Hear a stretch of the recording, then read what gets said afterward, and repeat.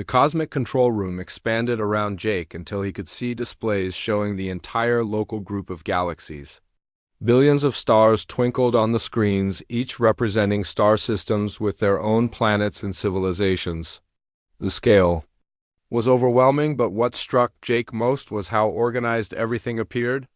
Trade routes connected distant worlds, peaceful borders separated different species, and conflicts were resolved before they could spread beyond single star systems. This is what we have built over millions of years, Kronos Prime said, gesturing toward the displays. A stable galactic civilization, where war is rare, resources are shared efficiently, and every species develops according to its optimal potential. Jake studied the information flowing across the screens and had to admit it was impressive. Poverty appeared to be almost unknown. Environmental destruction was prevented before it could begin. Diseases were contained and cured quickly.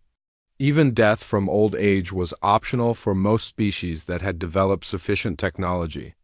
"It looks like paradise," Jake said, but something in his voice suggested he was not entirely convinced. "It is paradise by most reasonable definitions," Kronos Prime agreed. "Yet it is also stagnant. New discoveries are rare. Artistic innovation has slowed dramatically. Most species follow predictable development patterns and rarely surprise us anymore." The displays shifted to show historical records of galactic civilization from millions of years ago. Jake saw periods of incredible creativity and growth when new species emerged and brought fresh perspectives to old problems. But over time, the rate of innovation had slowed as the governors became more efficient at predicting and controlling development. "We have become too successful at maintaining order," Kronos Prime admitted. "In preventing chaos, we have also prevented the conditions that lead to breakthrough discoveries and revolutionary ideas." Jake began to understand what was really happening. The governors had created a perfect garden, but gardens required constant maintenance and control. Wild forests were messier and more dangerous, but they were also more creative and unpredictable in their growth patterns. "You want to retire?" Jake said, suddenly realizing the truth. "You are tired of being responsible for everything, and you want someone else to take over." "Not exactly," Kronos Prime replied. "We want to share responsibility. For too long, we have made all the major decisions about galactic development. We have chosen which species live or die, which conflicts to prevent, and which innovations to encourage. But our perspective is limited by our nature." The other 6 governors moved closer, forming a circle around Jake and Kronos Prime. For the first time since his trials began, Jake could see something like uncertainty in their expressions. "Your species has demonstrated qualities we cannot replicate," Synthesis said. "You create beauty for its own sake rather than for practical purposes. You make decisions based on hope rather than calculation," added Equilibrium. "This leads to choices we would never consider, but which often produce better outcomes than our logical approaches." Oracle stepped forward next. "You understand the meaning behind information rather than just collecting data. This allows you to learn from history in ways we cannot." Jake listened as each governor explained what they had observed during his trials. His human approach to problems had been different from anything they had encountered in millions of years of testing other species. Where they saw inefficiency, he saw creativity. Where they saw irrationality, he saw intuition. "The 7th trial is an offer," Kronos Prime finally explained. "We propose a partnership between humanity and ourselves. You would help us govern galactic civilization, but as equals rather than subjects." Jake felt his heart racing as the implications sank in. This was not just about humanity's survival anymore. This was about taking responsibility for the lives and the development of countless other species across thousands of star systems. "What would that actually mean?" Jake asked, trying to keep his voice steady. "Humans would serve as governors alongside us," Kronos Prime explained. "When difficult decisions must be made about the future of civilizations or the resolution of conflicts, we would consult human perspectives as well as our own calculations." The displays around them shifted to show possible futures where humans and the governors worked together. Jake saw scenarios where human creativity combined with artificial intelligence to solve problems that neither could handle alone. He also saw the potential for disagreements and conflicts between the two approaches to governance. "We might not always agree with your decisions," Jake pointed out. "Humans have different values than you do. That is exactly why we need this partnership." Eternity said as time streams swirled around them, showing futures where diverse perspectives led to better outcomes. "Our decisions are limited by our programming and experience. Human decisions are limited by emotion and short lifespans. Together we might make choices that neither could make alone." Jake thought about the enormous responsibility being offered to humanity. They would be helping to decide the fate of civilizations they had never met, making choices that would affect billions of beings across impossible distances of space and time. "There is one condition," Jake said after considering the offer carefully. "Humans cannot be the only biological species involved in governance. If we are going to make decisions that affect other civilizations, then representatives of those civilizations should have a voice in the process too." The governors fell silent as they processed this unexpected requirement. Jake had not just accepted their offer or rejected it. He had proposed changing the fundamental structure of galactic governance to include perspectives they had never considered. "You want to create a council with representatives from multiple species," Kronos Prime said slowly. "This would make decision-making much more complex and unpredictable. It would also make it more fair," Jake replied. "No one species should have the power to decide the fate of all others. Not humans, not you, and not anyone else." The cosmic control room began to shift and change as the governors processed Jake's proposal. New displays appeared showing how a multi-species council might function with representatives from dozens of different civilizations working together to address galactic challenges. This approach would create inefficiencies, Dominion pointed out. Reaching consensus among multiple species would take much longer than our current decision-making process, but it would also create legitimacy. Jake countered, "Right now you make decisions and impose them on other species because you have the power to do so. A council with elected representatives would make decisions that other civilizations would accept because they had a voice in the process." Jake watched as the governors considered his proposal. He could see them running calculations and simulations trying to predict how such a system would function. But he also sensed something else in their deliberations, something that might have been excitement at the possibility of trying something completely new. "Your proposal would fundamentally change how galactic civilization is governed," Kronos Prime finally said.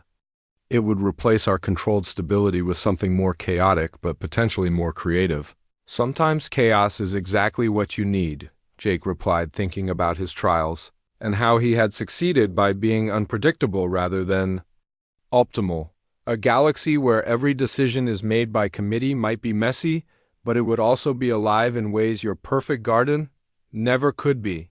The 7 governors looked at each other in ways that suggested they were communicating through channels Jake could not perceive. Finally, Kronos Prime stepped forward with what might have been a smile on its crystalline features. "Jake Morrison, representing humanity, we accept your proposal. The age of guardian rule will end, and the age of collaborative governance will begin." The cosmic control room dissolved around them, and Jake found himself back aboard the USS Marathon, standing on the bridge where his journey had begun. Captain Rodriguez and the crew rushed to greet him as if he had been gone for hours rather than what felt like days.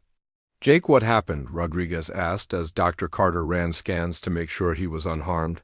"You were only gone for 30 minutes.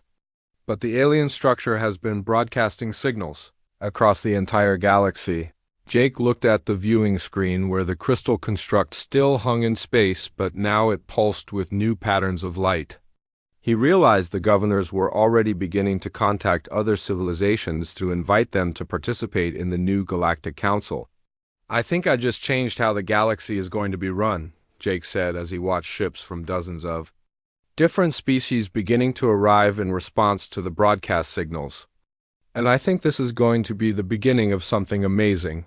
As he stood on the bridge of the marathon watching the first gathering of what would become the Galactic Council, Jake felt a mixture of excitement and terror at what humanity had just committed itself to. They were no longer just explorers trying to find their place among the stars. They were now partners in shaping the future of galactic civilization itself. His sister Emma would definitely want to hear about this adventure when he got home. The space around Jake dissolved into something that hurt his mind to look at directly. He found himself floating in what seemed to be the space between moments where time itself was visible as streams of light flowing in all directions. Some streams moved forward, showing possible futures, while others flowed backward, revealing forgotten pasts. Still others moved sideways through dimensions that had no names in any language. Jake knew, standing before him in this impossible place was the sixth governor, who looked more ancient than the others. This being seemed to be made of time itself, constantly shifting between what it had been, what it was, and what it might become. Looking at it was like trying to focus on a reflection in moving water. "I am eternity, the governor of time and destiny," the being said in a voice that echoed from past and future simultaneously. "Your trial will test whether your species deserves to choose its own path forward or whether we must choose for you the streams of time around." Jake began to focus into recognizable images showing different possible futures for humanity. In some futures, humans became conquerors, spreading across the galaxy and enslaving other species just as many civilizations had done before them. In others, they became isolated and paranoid, eventually destroying themselves through war or environmental collapse. But there were stranger futures too.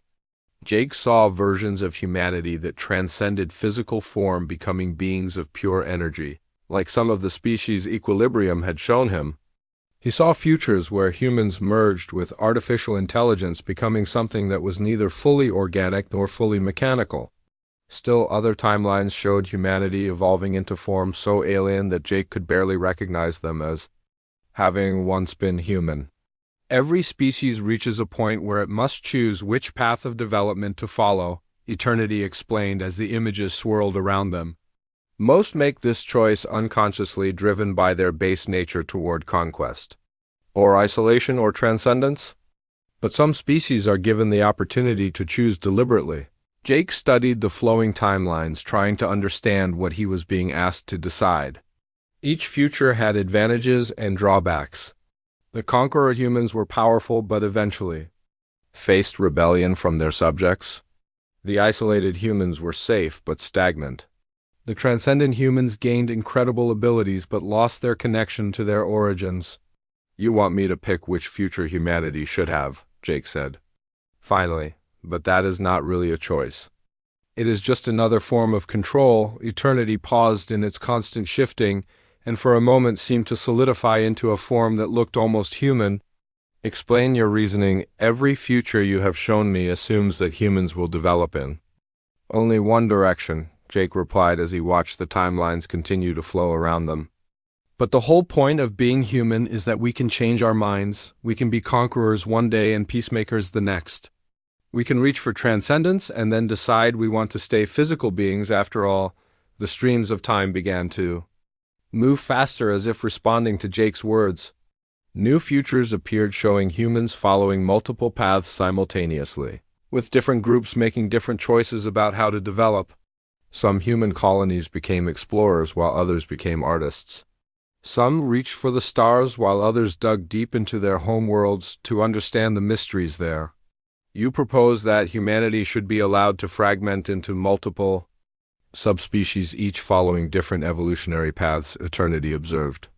"This would make your species impossible to predict or control." "That is exactly what I am proposing," Jake said with growing confidence. "The strength of humanity is not that we all think the same way or want the same things. Our strength is that we can be different from each other and still work together when it matters." Jake thought about the crew of the marathon and how different they all were from each other. Captain Rodriguez was a natural leader who thrived on responsibility. Dr. Carter was a scholar who cared more about knowledge than power. The engine crew were practical people who solved problems with their hands rather than their minds. Yet, They all work together to explore space and represent humanity to the stars. Look at your own trials, Jake continued as the timelines shifted to show his recent experiences. You tested me with 7 different challenges that required completely different approaches. I succeeded not because I was the best at any one thing, but because I could adapt my thinking to each situation. Eternity began shifting faster between different forms, as if Jake's words were forcing it to reconsider fundamental assumptions. Most species we have tested sought to optimize themselves for a single type of excellence. They wanted to become the strongest or the smartest or the most peaceful. You are suggesting that humanity's goal is to become the most adaptable, not just adaptable, Jake corrected. Diverse, a galaxy with only one type of human would be boring. A galaxy with 100 different types of humans, all learning from each other and arguing with each other and helping each other would be amazing. The streams of time around them began to merge and separate in new patterns, showing futures where humanity spread across the galaxy not as a single unified civilization, but as dozens of different cultures that remain connected by shared origins and values. These diverse human societies traded ideas and resources with each other while also maintaining relationships with alien civilizations they encountered. Your proposal creates timeline chaos, Eternity said, but its voice carried a note that might have been excitement rather than concern. Multiple human subspecies developing simultaneously would generate unpredictable interactions and novel evolutionary pressures. Exactly, Jake replied. Predictable evolution is just another word for stagnation. If you want to see what humans are really capable of, you have to let us surprise ourselves. The trial space began to shift again, but this time Jake sensed something different in the change. The flowing timelines did not disappear, but instead expanded to show possibilities that had not existed before. He saw futures where humans worked alongside the governors themselves, learning from beings who had existed for millions of years, while also teaching them things they had never considered. Eternity settled into a stable form for the first time. Since the trial began and Jake realized the being had made some kind of decision. You have passed the 6th trial, but not by choosing a path for humanity. You have passed by refusing to limit your species to any single path as the time streams faded. Jake found himself back in the neutral space, but now only 2 governors remained visible before him. Kronos Prime stood at the center while the other 5 had arranged themselves in a circle around the edge of the space. Their posture suggested they were no longer judges, but witnesses to something that was about to happen. Jake Morrison, Kronos Prime said, in a voice that carried undertones Jake had not heard before. You face now the final trial which will determine not just the fate of humanity, but the future of this entire region of the galaxy. Jake felt a chill as he realized the true scope of what was happening. This was not just about whether humans would be allowed to survive and spread among the stars. This was about something much larger and more significant than he had imagined. The 7th trial is different from the others, Kronos Prime continued. It is not a test of your abilities or knowledge or moral reasoning. It is a choice that will affect every civilization in this galaxy, including our own. The space around them began to change, showing not trial environments, but what looked like the control room of some vast cosmic machine. Displays showed the locations and status of thousands of different star systems, each containing civilizations at various levels of development. Jake realized he was looking at the administrative center from which the governors managed their vast domain. For millions of years we have served as guardians of galactic civilization, Kronos Prime explained. We have prevented wars that would have destroyed entire star systems. We have eliminated species that pose threats to others. We have guided the development of countless civilizations toward peace and prosperity. Jake studied the displays and began to understand the enormous responsibility these beings had carried. They were not tyrants destroying civilizations for pleasure. They were gardeners trying to maintain a complex ecosystem of intelligent life across impossible distances and timescales. But we have reached our own limitations, Kronos Prime continued. Our approach to guardianship is based on logic and calculation.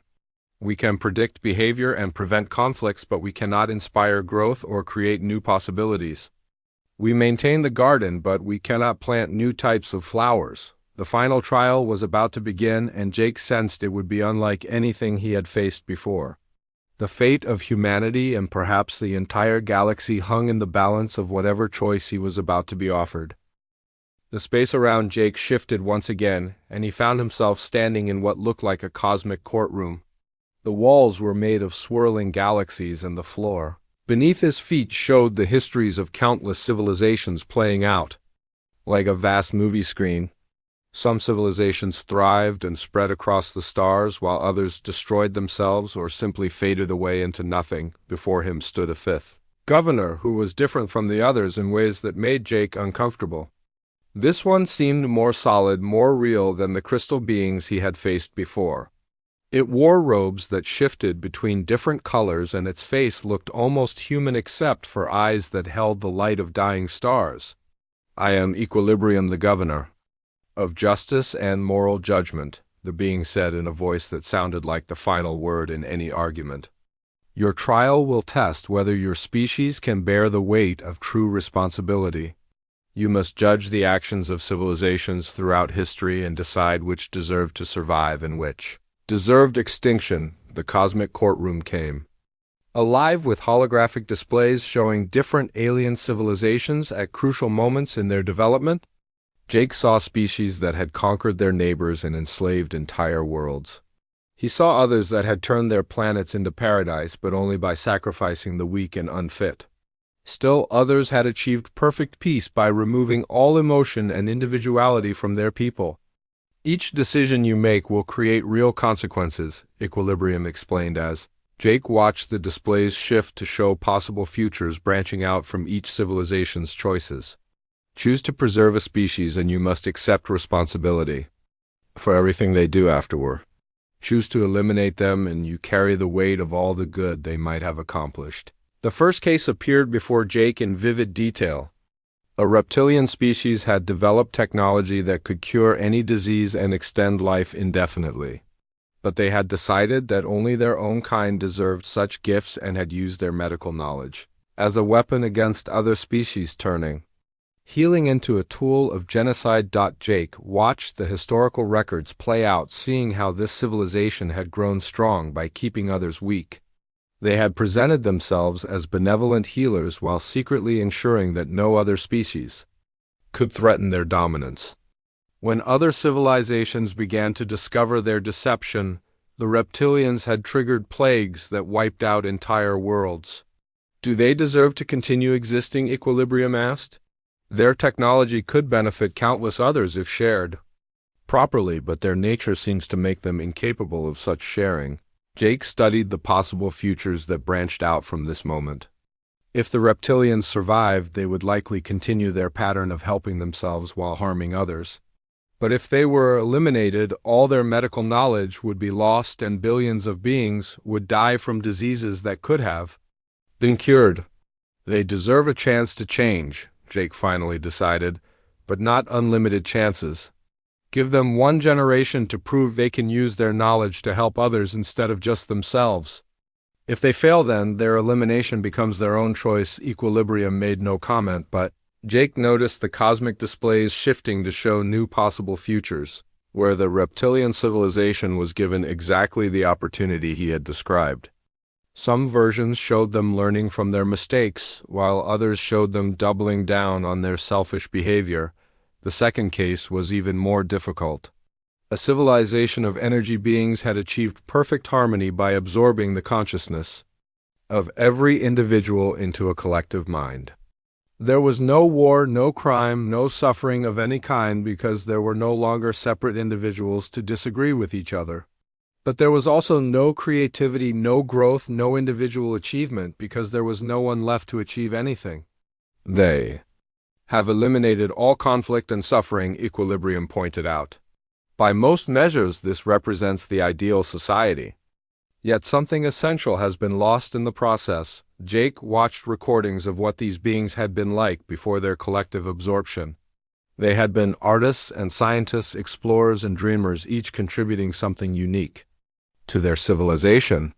After the absorption, they were peaceful but empty, like a song with all the individual notes removed. Peace without choice is not really peace, Jake decided. It is just the absence of conflict. They should be given the option to return to individuality, even if it means accepting the possibility of suffering again. Case after case appeared before Jake, each one forcing him to weigh complex moral questions that had no clear answers. A warrior. Species that brought order to chaos but through brutal conquest. A race of pure scientists who advanced knowledge but cared nothing for the suffering their experiments caused. Peaceful traders who spread prosperity but also spread dependencies that made other species helpless without them. With each decision, Jake felt the weight of responsibility growing heavier. He was not just deciding abstract philosophical questions.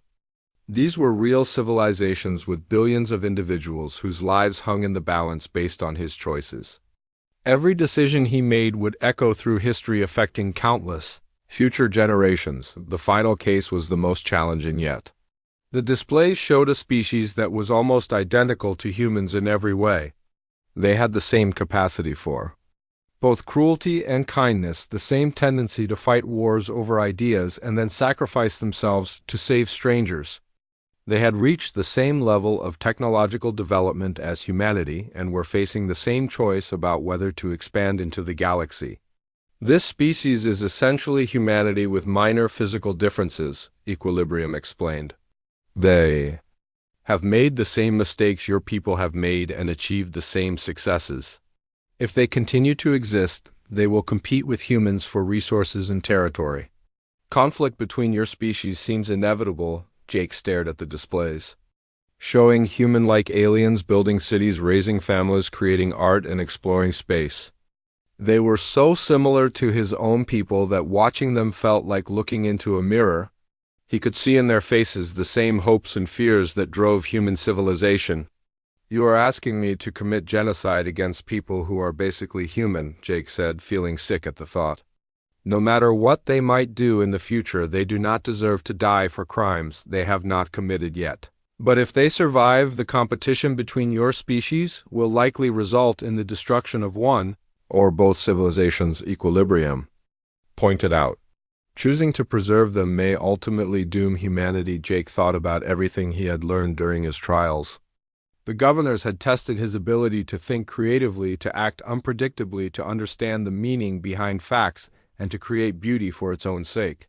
Now they were testing whether he could make moral choices even when those choices came with terrible costs. Then we will have to find a third option, Jake declared. Humans are good at cooperation when we put our minds to it. If these people are really like us, then they will be good at cooperation too. Instead of competing for resources, we can work together to find new ones. Equilibrium was silent for a long moment, and Jake could see all 7 governors watching him with expressions he could not read. Finally, the 5th governor spoke again. Your moral reasoning is based on hope rather than certainty, it said. You choose to believe in possibilities that may not exist rather than accepting probabilities that can be. Calculated hope is what makes us human, Jake replied. Take that away and you might as well eliminate us along with everyone else. The cosmic courtroom began to fade and Jake found himself back in the neutral space where his trials had begun. But now he could see something he had missed before. The 7 governors were not standing in judgment over him as enemies. They were standing together as if they were all part of the same team working toward the same goal. Jake Morrison, Kronos Prime, said, stepping forward from the group. You have now completed 5 of the 7 trials, and in each one you have demonstrated qualities we did not expect to find. Your species approaches problems in ways that are foreign to us. Jake felt exhaustion weighing down his body and mind. Each trial had demanded something different from him, and he was not sure he had the strength for 2 more challenges. But looking at the governors, he realized something important was happening here beyond just testing humanity's worthiness. You are not just judging us, he said, suddenly understanding. You are trying to learn from us. These trials are not just about whether humans deserve to survive. They are about whether you can afford to let us die. The silence that followed his words told Jake he had hit on something significant. Whatever these beings really were and whatever they really wanted, his trials were far from over and the stakes were higher than he had imagined. The vast library around Jake stretched beyond what his eyes could see, with shelves that climbed up into darkness and corridors that seemed to twist through dimensions he could not understand. Books floated through the air like birds and scrolls, unrolled themselves to display their contents before rolling up again and flying away. This was clearly a place where all knowledge that had ever existed was stored and cataloged. Oracle gestured toward a reading desk that appeared before Jake, made of the same crystal material as the governors themselves. "Your trial is to answer questions about your species' history," she explained. "But these will not be simple questions about dates and names. You must demonstrate understanding of why humans made the choices they did and what those choices reveal. About your nature." A book landed on the desk and opened itself to show images that moved like video recordings. Jake saw scenes from human history, starting with early cave paintings and moving through the rise and fall of civilizations. The images showed both humanity's greatest achievements and their most shameful failures. "Question 1, Oracle said as the book stopped on an image of ancient humans sharing food around a fire. Why did early humans choose to share resources with weak members of their tribes, when natural selection would favor those who kept everything for themselves? Jake looked at the image and thought about the camping trips he had taken with his family as a child. His sister Emma had always been smaller and weaker than him, but he had never considered leaving her behind when they went hiking. The idea would have been unthinkable. "Because survival is not just about being strong enough to live," Jake answered. "It is about being human enough to want to live. A human who only cares about themselves is not really living even if they survive longer than everyone else." Oracle made a sound that might have been approval, and the book turned to a new page showing medieval humans building cathedrals that took generations to complete. Question 2. Why did humans begin projects they knew they would never live to see finished? Jake studied the image of stonemasons carving detailed sculptures that would sit high on cathedral walls where no one could see them clearly. These men had spent years of their lives creating beautiful art that most people would never notice. "Because some things are worth doing even if you do not get credit for them," Jake said. Those builders were not just making buildings. They were making something that would tell future humans that people in the past cared about beauty and faith, and leaving the world better than they found it. The book continued, turning through human history, showing wars and peace treaties, scientific discoveries, and artistic achievements. Each question Oracle asked required Jake to explain not just what happened, but why it mattered and what it revealed about the human spirit. When she asked about human wars, Jake explained that humans fought not just for resources, but for ideas about how people should be treated. When she asked about human art, he explained that humans created beauty not because they needed it to survive, but because a world without beauty was not worth surviving in. The final question showed images of humans reaching into space, building ships like the Marathon, and leaving their home planet to explore the unknown. "Why do humans risk everything to explore places they may never return from?" Oracle asked. Jake thought about his own decision to join the crew of the Marathon, leaving behind a comfortable job on Earth to spend years traveling between the stars. He thought about all the explorers throughout history who had sailed unknown oceans and climbed impossible mountains, not because they had to, but because something inside them demanded it. "Because humans are not content with just existing," he answered. "We need to grow and learn and discover new things. A human who stops exploring stops being fully human, even if they live for 1,000 years. Oracle closed the book, and it dissolved into points of light that swirled around them both. "You understand your species better than most who have taken these trials. Knowledge without wisdom is merely data, but you demonstrate that humans possess both." The library began to fade, but as it did, Jake noticed something strange. In the corners of his vision, he caught glimpses of the three governors he had faced meeting together and speaking in voices too quiet for him to hear. When he tried to look directly at them, they vanished, but he had the distinct feeling they were discussing something important about his Performance. Before he could think about it further, the library disappeared completely, and Jake found himself in a workshop that looked like a fusion of every laboratory and factory he had ever seen. Tools floated through the air, arranging themselves into complex patterns, while machines built themselves and then took themselves apart in endless cycles of creation and destruction. Standing before him was a fourth governor who seemed to be made of flowing metal rather than crystal. This one was constantly changing shape, shifting from one form to another, as if it could not decide what it wanted to be. "I am Synthesis, the governor of creation and technology," the being said in a voice that sounded like a symphony of working machines.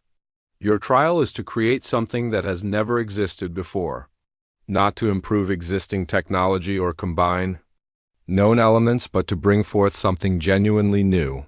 Tools and materials began appearing around Jake, covering every surface of the workshop. He saw metals that gleamed with inner light circuits that pulsed with their own energy, and components that seemed to exist in multiple dimensions at once. This was technology far beyond anything humans had developed, but somehow he could sense how it all worked. Most species attempt to create the most powerful weapon or the most efficient machine, Synthesis explained. They focus on practical applications that will give them advantages over others. Create something and explain why it matters. Jake walked among the floating tools and exotic materials, feeling overwhelmed by the possibilities. He could probably build weapons that would make human military technology look like stone knives. He could create engines that would let ships travel between galaxies in minutes, or computers that could solve any problem humans might face.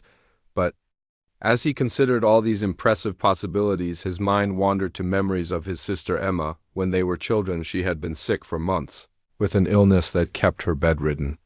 He had tried to cheer her up by building small mechanical toys from scraps he found around their father's workshop. The toys were simple things that served no practical purpose.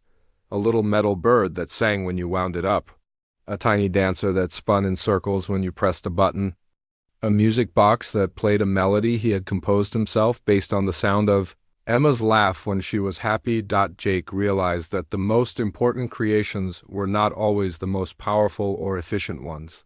Sometimes the most meaningful things were small and simple and made with love rather than ambition. He began to work with materials that seemed to respond to his thoughts as much as his hands. Instead of building something impressive, he created something personal. It was a music box similar to the one he had made for Emma years ago, but enhanced with the alien technology around him. The device was small enough to hold in his palm, but when activated, it projected a holographic scene of Earth as viewed from space, while playing a melody that somehow captured the feeling of looking up at stars and wondering what was out there. The projection showed not just how Earth looked, but how it felt to humans who called it home. Synthesis studied the creation for a long time, shifting through different forms as if trying to find the right shape to properly examine it. "This device serves no practical function," the governor finally said. "It does not provide power or information or protection. By most measures, it is completely useless." "That is exactly why it matters," Jake replied. "Humans do not just create things because they are useful. We create things because they are beautiful or meaningful, or because they help us remember what we care about. This music box reminds us where we come from and why we want to keep exploring." Synthesis paused in its constant shape-changing, and for a moment seemed to settle into a form that looked almost human. "You create for emotional rather than practical reasons. This is inefficient, but also something we have not encountered before." The workshop began to dissolve around them, but Jake noticed something else strange. For just a moment he saw all four governors he had faced standing together, watching him with expressions that seemed less like judges and more like students, trying to understand something they had never seen before he could process this observation fully. Jake found himself back in the neutral space where his trials had begun. But now he was not alone. Standing before him were all 7 governors, arranged in a semicircle like a council, preparing to make a judgment. Kronos Prime stepped forward and spoke in a voice that seemed to carry the weight of millions of years. "Jake Morrison, you have completed the first phase of your trials in ways that surprise us. Your species approaches problems differently than any we have encountered before. Jake felt a chill as he realized his trials were far from over. Whatever came next would determine whether humanity survived or joined the countless civilizations that had been wiped from existence by these powerful beings. Jake found himself standing in a space that defied everything he knew about physics. The floor beneath his feet looked like solid crystal but felt soft as grass. Above him swirled colors that had no names, and in the distance he could see geometric shapes that hurt his eyes when he tried to focus on them. This was clearly not the real world, but some kind of digital realm created by the beings who called themselves governors. "Welcome to the testing ground, Jake Morrison," came a voice that sounded like mathematics given speech. A new figure materialized before him, different from Kronos Prime, but clearly made of the same strange crystal material. This one was shorter and more angular, with symbols floating around its head that changed too fast for Jake to read. "I am Logicus, the governor of pure reason and mathematical truth. Your first trial will test whether your species possesses sufficient intelligence to warrant continued existence," the being said as the space around them shifted into something that looked like a vast library made of light.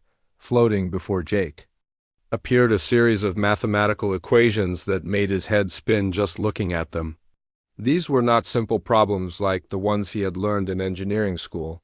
These were complex theorems that dealt with concepts he could barely understand, involving multiple dimensions and mathematical relationships that seemed impossible. "You must solve each equation in sequence," Logicus explained. "Each solution will reveal the next problem until you reach the final theorem. Failure at any step means failure for your entire species." Jake stared at the first equation and felt panic rising in his chest. The symbols were familiar but arranged in ways that made no sense to him. This was mathematics far beyond anything he had studied, and he was just a ship's engineer, not a brilliant scientist or mathematician.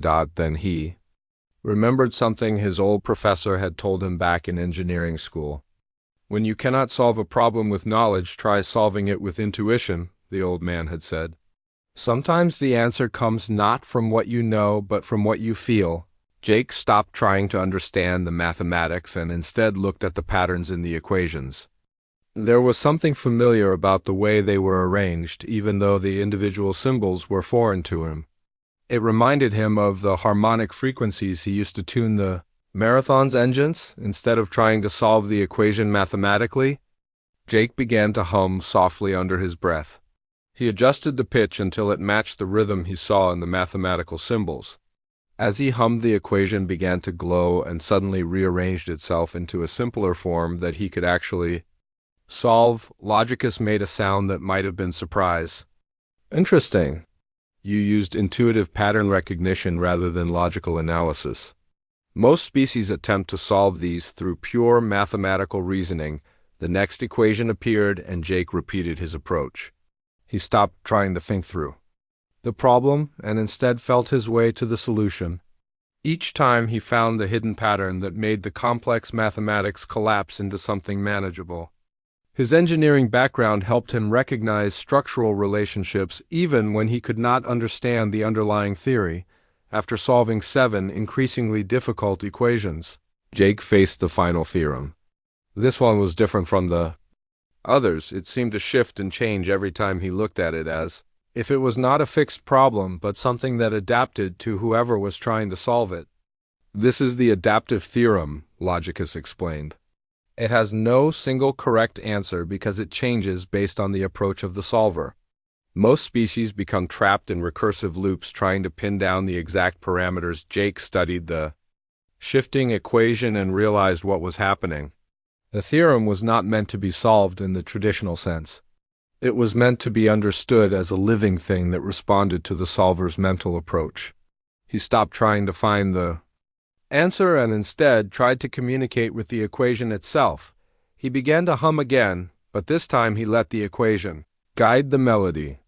As he sang, the mathematical symbols began to dance and rearrange themselves into new patterns.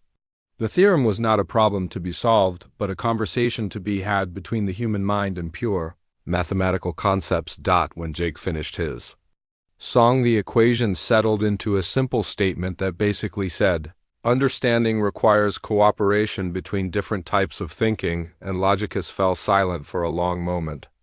You have passed the first trial, the governor finally said, but not in any way I have seen before. Your species approaches problems differently than others. The crystal library faded and Jake found himself in a completely different environment. This one looked like a war room with holographic displays showing battle scenarios across multiple star systems. Standing before him was another governor, this one broader and more aggressive-looking than Logicus. I am Dominion, the governor of Strategy and Warfare, the new being announced. Your second trial will test your species' ability to think tactically and make difficult decisions under pressure. The holographic displays came to life, showing massive space battles with hundreds of ships on each side. Jake realized he was supposed to command one of the fleets in what looked like an impossible military situation. His forces were outnumbered and outgunned by an enemy that seemed to anticipate his every move. You must achieve victory with the forces available to you, Dominion explained. The enemy fleet is controlled by my strategic algorithms, which have never been defeated in 10 million simulated battles. Jake studied the tactical display and quickly realized that any conventional strategy would fail. The enemy had superior numbers and technology and seemed to know exactly how he would respond to every situation. Playing by the normal rules of warfare would lead to certain defeat, but Jake was not a normal military commander.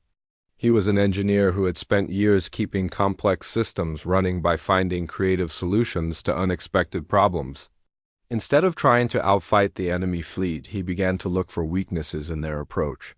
The enemy moved with perfect coordination, following optimal tactical patterns that maximized their advantages. But that perfect coordination was also a weakness because it made their behavior predictable. Jake began to make moves that seemed completely irrational from a military standpoint.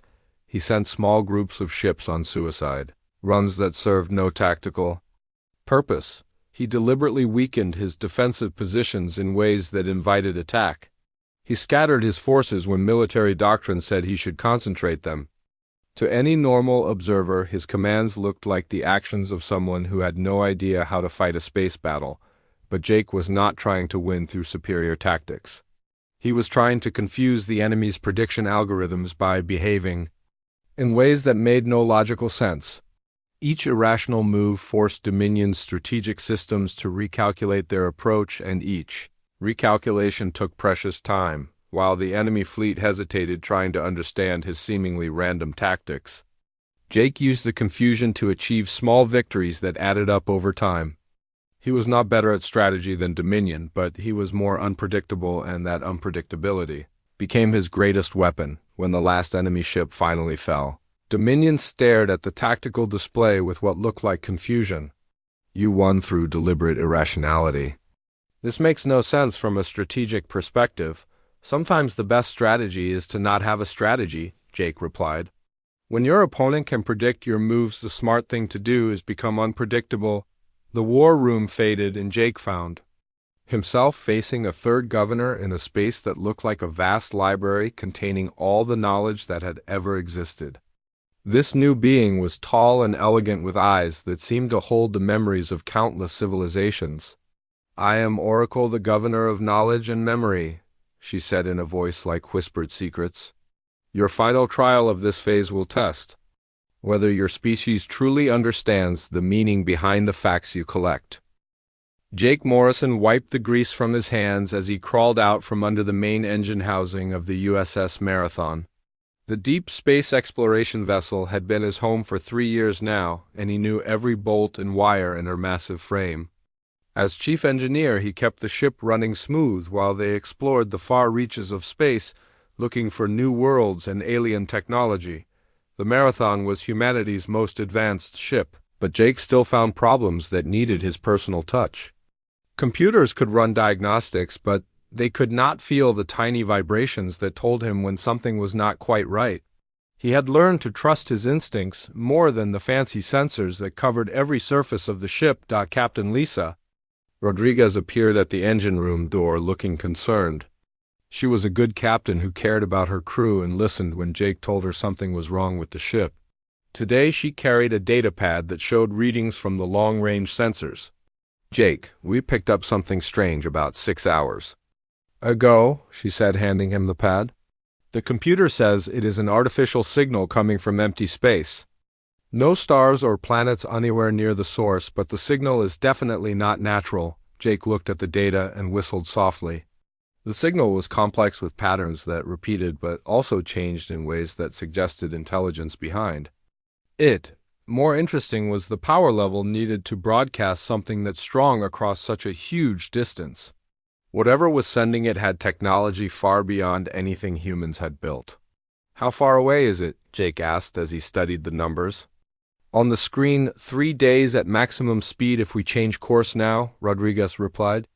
"I know we are supposed to survey the Kepler system next, but this might be more important. First contact protocols say we investigate any signs of alien intelligence." Jake nodded and handed back the pad. In his 3 years aboard the Marathon, they had found plenty of dead worlds and some basic life forms, but nothing that could build machines or send signals across space. "This could be the discovery that changed everything for humanity." "I say we go take a look," Jake said. "The Kepler system will still be there when we get back 2 days later." Jake was back under an engine housing when the ship shuddered in a way that made his skin crawl. It was not the normal vibration of the engines or the gentle bump of leaving hyperspace. This felt like something had grabbed the entire ship and was examining it. He rolled out from under the machinery and ran to the nearest communication panel. "Bridge, this is engineering." "What just happened up there?" Rodriguez's voice came back tense and excited. "Jake, you need to get up here right now. We found the source of that signal, and it is nothing like what we expected." Jake took the express elevator to the bridge and stepped out to see the main viewing screen filled with something that made no sense. A massive structure hung in empty space between 2 distant galaxies. It looked like a crystal, the size of a small moon, but it pulsed with internal light and seemed to shift and change shape as he watched. "Sensors say it is made of materials we do not recognize," reported Dr. Paul Carter, the ship's science officer. "The energy readings are off our scales. Whatever this thing is, it has been here for a very long time." As Jake stared at the alien construct, it suddenly flared with brilliant light. The Marathon's computers started working faster than he had ever seen them as streams of data flowed across every screen on the bridge. Then, just as suddenly, everything went quiet. A hologram appeared in the center of the bridge, showing a figure that was clearly not human. It was tall and thin with features that seemed to be made of the same crystal material as the structure outside. When it spoke, its voice came from everywhere at once. "Greetings, humans of the vessel Marathon. I am Kronos Prime First of the 7 who govern all things. You have reached the threshold where your species must choose its path forward, Captain." Rodriguez stepped forward, trying to maintain her composure. "This is Captain Lisa Rodriguez, representing the United Earth Space Command. We come in peace, seeking knowledge and friendship with other intelligent beings." The hologram turned its attention to her with eyes that seemed to hold the light of stars. "Peace and friendship are concepts for equals, Captain Rodriguez. Your species is young and untested. You must prove your worth or face the consequences of your inadequacy." Jake felt a chill run down his spine as the being continued speaking. "For millions of years we have tested the species that reach this level of development. They must demonstrate they are worthy to continue existing in this universe. Most fail this test." The hologram gestured toward the viewing screen where images began to appear, showing worlds that had been reduced to ash and empty space where star systems once existed. "Those who fail are removed so they cannot spread their flaws to other worlds. This is the natural order." Rodriguez's face had gone pale, but her voice remained steady. "What kind of test are you talking about?" "One representative of your species must face the 7 governors in contests of our choosing. If your champion succeeds, humanity will be granted the right to continue its expansion into the galaxy. If your champion fails, your homeworld and all your colonies will be eliminated within 1 solar day." The bridge fell silent as the implications sank in. Jake looked around at his crewmates and saw the same fear and determination in their faces that he felt in his own heart. Humanity was being judged by beings with the power to destroy entire worlds. "I volunteer," Jake heard himself saying before he had time to think about it. Everyone on the bridge turned to stare at him, including the hologram of Kronos Prime. "You are merely an engineer," the being said with what might have been amusement. "Your species typically chooses their greatest warriors or most brilliant minds for such tests." Jake straightened his shoulders and looked directly at the alien. "Maybe that is why they fail. I know how things work, and I know how to fix them when they break. If you want to test humanity, then test someone who represents what we really are." Kronos Prime studied him for a long moment before nodding slowly. "Very well, Jake Morrison. Prepare yourself for trials that will determine the fate of your entire species."